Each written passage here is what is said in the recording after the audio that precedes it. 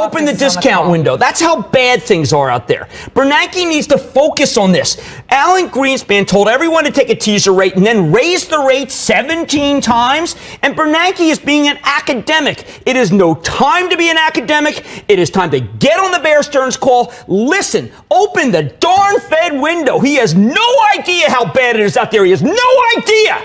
He has no idea. Kramer. I have talked to the heads of almost every single one of these firms in the last 72 hours, and he has no idea what it's like out there. None! And Bill Poole has no idea what it's like out there. My people have been in this game for 25 years, and they are losing their jobs, and these firms are going to go out of business, and he's nuts. They're nuts. They know nothing.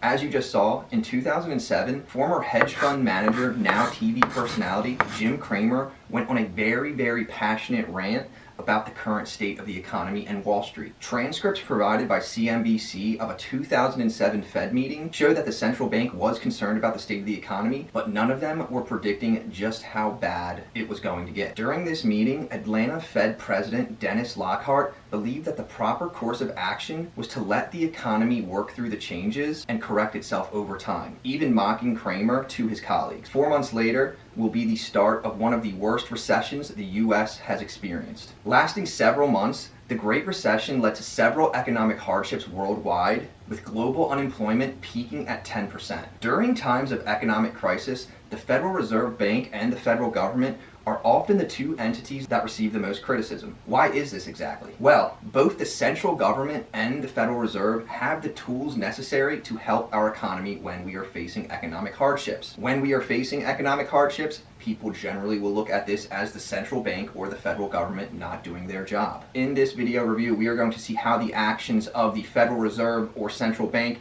and the federal government can lead to long-term economic change.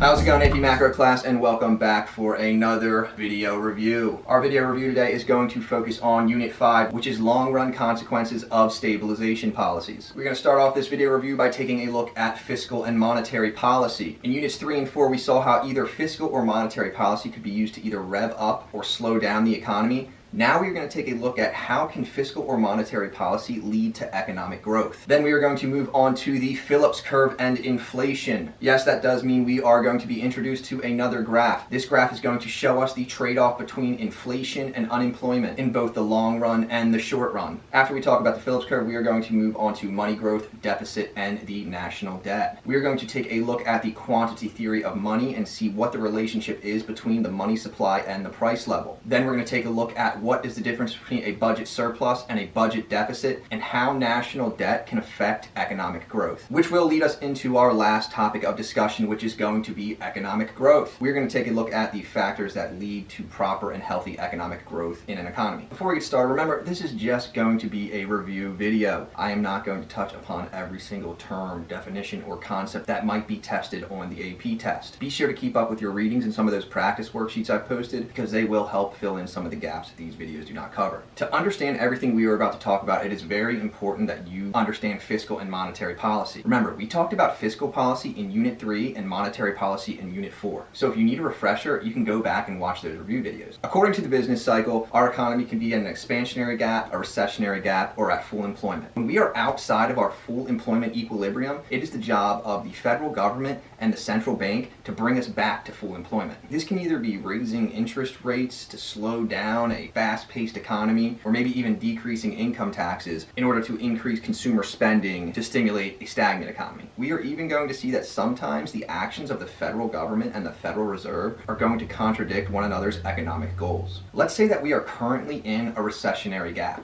We see a decrease in output and price level in the short run. Something that's important to consider is that the federal government and the Federal Reserve, they don't always have to step in. Sometimes the best policy will be no policy at all. In a recession, recessionary gap, if the central bank and the federal government ignored all of the signs of an incoming recession and decided to do nothing, what would happen? Well, we already know that due to sticky wages and resource prices, that in the short run, wages and resource prices will not lower with price level. As a result, there is less output and less consumer spending. Firms eventually have to lay off or furlough employees just to stay afloat. In the long run, we see that wage prices eventually start to match the price level. When wages equal the price level, firms are able to produce more goods and services, which brings us back to full employment equilibrium. When the central bank and the government does nothing, we see that our short-run aggregate supply curve will eventually shift and the economy will correct itself. But what will happen when the government or the central bank decides to intervene in the economy? We are going to see that any action taken by the central bank or the federal government is going to lead to a shift in our aggregate demand. When the government spends money or messes with our tax laws, or when the Federal Reserve decides to change rates, the reserve ratio, or buy or sell bonds, what this will do is lead to a shift in our aggregate demand curve in an attempt to bring us back to full employment equilibrium. Again, this is in order to tighten the business cycle and to maintain steady economic growth. So let's take a look at an example. Here we have our ADAS graph at above full employment equilibrium. So what exactly does this tell us? This means that we are currently producing outside of our production's possibilities curve. Our price level is rapidly increasing and our output is high. What would happen to our model if the central bank stepped in and decided to raise banks' reserve requirements by 5%? With this action by the central bank, banks now have less money to loan out, which will eventually drive up the interest rates. With higher interest rates, consumers and firms are less likely to take out loans. This leads to a decrease in consumer spending and investment spending,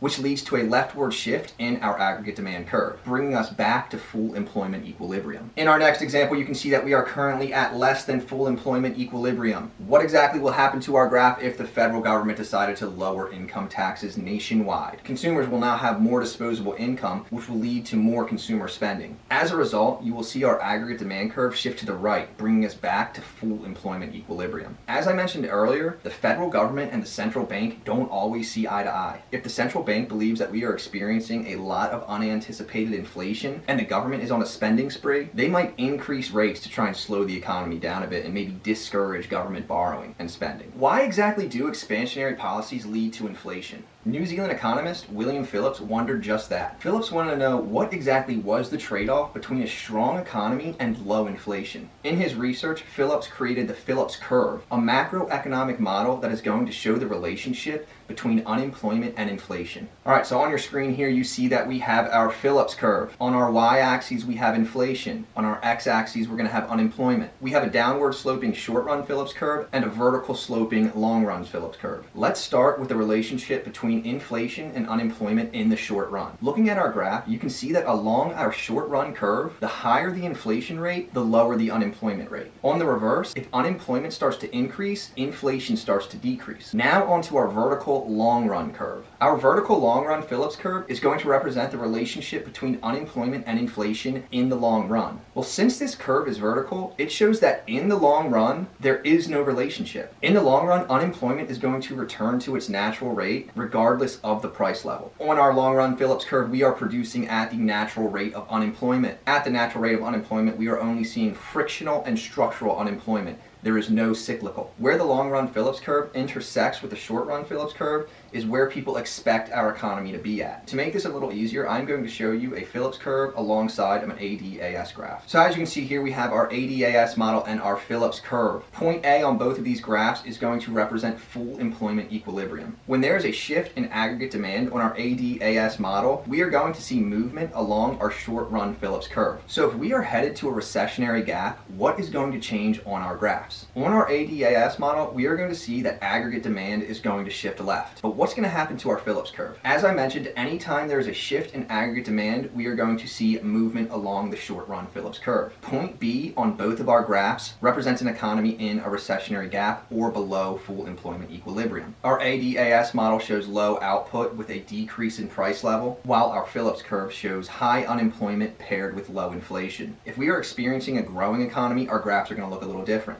Point C in our ADAS model shows a rightward shift in aggregate demand. Our price level is rising along with our output. In an expansionary gap, our Phillips curve will show low unemployment with high inflation. Every change we just saw in our Phillips curve was the result of a shift in aggregate demand. But what exactly is going to happen to our Phillips curve when we see a shift in aggregate supply? We are going to see that anything that causes a shift in our aggregate supply curve is also going to lead to a shift in our short-run Phillips curve. These shifts will always be opposite of one another. So if our aggregate supply shifts left, our Phillips curve shifts right. If our aggregate supply shifts right, our Phillips curve shifts left. Let's say that we're currently experiencing stagflation. Our output is decreasing and we are experiencing a high price level. How is this shown on our Phillips curve? Point B on our graph shows just that. On our Phillips curve, you can see that we have a rightward shift on our short-run Phillips curve, leading to higher levels of inflation and unemployment. If we experience a positive supply shock, you will see the reverse occur. At point C on our Phillips curve, you can see the result of an increase in aggregate supply. We have a leftward shift leading to lower unemployment rates and lower inflation. So remember, a shift in aggregate demand will always lead to movement along our short-run Phillips curve, while a shift of aggregate supply is always going to shift our short-run Phillips curve. If the Federal Reserve or any central bank is in charge of the money supply, then why don't they just print a bunch of money in order to stimulate the economy? Well, we're going to see that it's not necessarily as easy as just printing more money. The quantity theory of money will explain this for us. The quantity theory of money just takes a look at the positive relationship between the price level and the money supply. Here's what the equation is going to look at. M times V equals P times Y. P is going to be our price level, while Y is going to be our output, is equal to our money supply times the velocity of money. The velocity of money is just going to refer to how many times in a given year money is spent and respent. An example being, if I were to pay you for a product, then you take my money and you use that money to tip your waiter at dinner. Your waiter goes and takes that money and he uses it at the gas station on his way home, and it goes on and on and on and on and on. As I mentioned earlier, why can't the central bank just increase the money supply in order to stimulate the economy? Well, let's take a look at our formula. So if we see an increase in our money supply, which is M, we are going to assume that the velocity of money and people's spending habits are going to stay the same. So if we increase M and V stays the same, and M times V equals P times Y, we have to see a change in either price level or output. Businesses and firms can only produce so much of a certain good or service. We've seen this when we look at our production's possibilities curve. So if our output isn't going to increase, that means our price level has to increase. With an increase in price level, you see inflation. This is how the Federal Reserve or any central bank can cause inflation in an economy. In the short run, we may see a decrease in interest rates and a higher amount of production, but in the long run, we just go back to a similar amount of output with higher price levels. Next, we are going to take a look at how the spending habits of the federal government can affect the economy. The government can either run a budget deficit or a budget surplus. In a surplus, the government made more money than it spent. This just means that the government collected more money on things like taxes than it spent on things like defense spending. A budget deficit, on the other hand, is going to be when the government spends more money than it collects in taxes. When the government finds itself in need of money, it will almost always borrow this money. When governments run a consistent budget deficit, it starts to accumulate into a large amount of national debt. For example, the US has consistently been running a budget deficit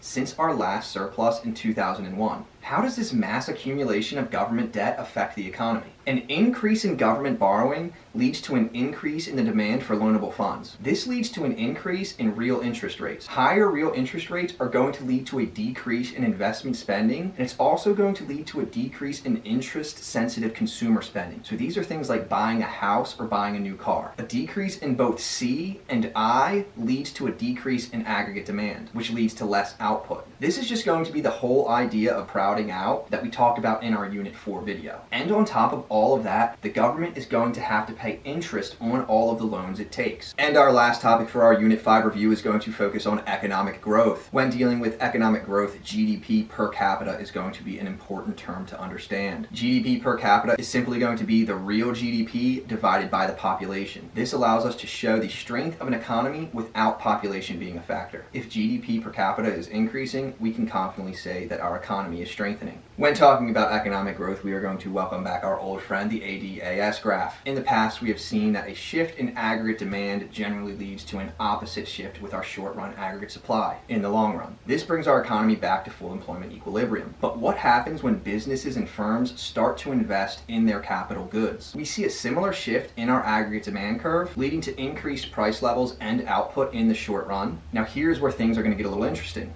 Instead of our short-run aggregate supply shifting left, we are actually going to see that it is going to shift right. Why though? Well, since businesses and firms decided to invest in things like new machinery or factories, they can now produce more goods and services. This is also going to lead to a shift in our long-run aggregate supply curve, showing economic growth. If you were looking at our production's possibilities curve, you would see that our curve is now expanding outwards, showing that our economy has a higher production capability. And the last thing we have to talk about in regards to economic growth is the aggregate to productions function. This is just going to be a minor model which is going to show us how productivity depends on the quantity of physical capital per worker, human capital per worker, and the state of the technology. You will see that an aggregate productions function shows a diminishing return to physical capital. All that means is, with each successive increase with the amount of physical capital per worker leads to a smaller increase in productivity. If Farmer Bill bought a tractor for $20,000 and Farmer Bob bought a tractor for $60,000, chances are Farmer Bob will be able to do his job at more of an efficient rate, but chances are Farmer Bob will not be 3 times as productive as Farmer Bill.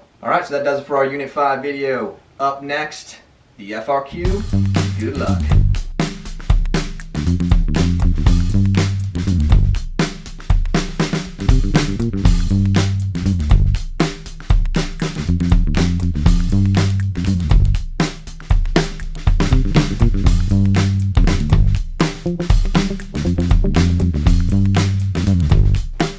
Be sure to submit those FRQs to Google Classrooms. As always, if you have any questions, please feel free to reach out to me, email me, leave a message to me on Google Classrooms, and I will get back to you as soon as I can. We're going to try and do something cool with this effect. Help me, oh no, I'm being sucked by a vortex of black hole.